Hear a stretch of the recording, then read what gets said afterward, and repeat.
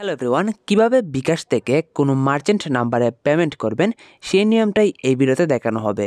তাহলে চলুন আর কথা না বাড়িয়ে ভিডিওটি শুরু করা যাক।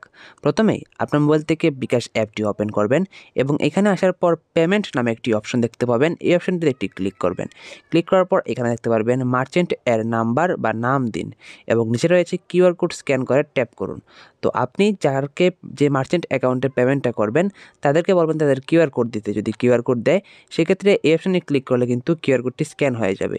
আর যদি কিউআর কোড না থাকে সেক্ষেত্রে দেখতে পাচ্ছেন মার্চেন্ট এর নাম্বার দিন।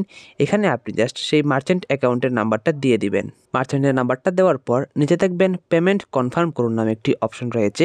আপনি এই অপশনে একটি ক্লিক করবেন এবং এখান থেকে দেখতে পারবেন আপনি যেই দোকানে বা মার্চেন্ট নাম্বারে পেমেন্ট করবেন তাদের নামটা এখানে শো করবে। নামটা দেখে একবার শিওর হয়ে নেবেন যে আপনি নাম্বারটি সঠিকভাবে তুলতে পেরেছেন কিনা এবং নাম্বারটি চলে আসলে নিজে দেখতে পারবেন পরিমাণ। এখানে আপনি কত টাকা পেমেন্ট করবেন সেই পরিমাণটা দিয়ে দিবেন। পরিমাণটা আমি দিয়ে দিলাম এবং দেওয়ার পর নিচে দেখতে পাচ্ছেন এগিয়ে যার নামে একটি অপশন রয়েছে। এই অপশনে একটি ক্লিক করলে কিন্তু আমার বিকাশের পিন নাম্বারটি যাবে এবং পিন নাম্বারটি দেওয়ার পর একটা ট্যাপ অপশন আসবে, যেখানে ট্যাপ করে ধরে রাখলে মার্চেন্ট অ্যাকাউন্টে কিন্তু টাকাটা চলে যাবে। তারপরে আপনার টাকা দেওয়ার যে রসিদটা রয়েছে বিকাশের সেটাকে স্ক্রিনশট দিয়ে দিবেন। সেই স্ক্রিনশটটা তাদের সাথে শেয়ার করবেন বা তাদেরকে আপনার নাম্বারের লাস্ট ডিজিট বলবেন। তাহলে কিন্তু তারা শিওর হয়ে যাবে যে আপনার অ্যাকাউন্ট থেকে মার্চেন্ট নাম্বারে টাকাটা চলে গিয়েছে।